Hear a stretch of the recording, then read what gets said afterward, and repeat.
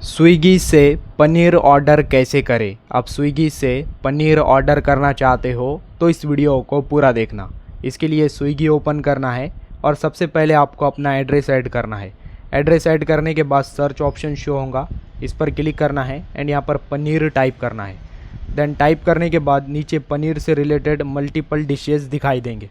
तो आपको जिस टाइप का पनीर ऑर्डर करना है आपको उस पर क्लिक करना है।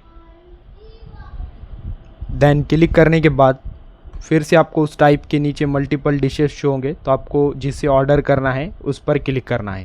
देन क्लिक करने के बाद ऊपर आपको फ़ोटो शो होगा, नीचे नेम एंड प्राइस शो होगा and right side add option आएगा, ऐड पर क्लिक करना है।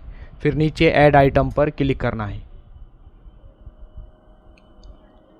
देन नया इंटरफेस आएगा, यहाँ पर व्यू कार्ड ऑप्शन शो होगा, इस पर क्लिक करना है। देन क्लिक करने के बाद पेमेंट मेथड ओपन होगा, यहाँ पर पे पर क्लिक करना है एंड पेमेंट करना है। जैसे आप पेमेंट करेंगे आपका ऑर्डर कंफर्म हो जाएगा।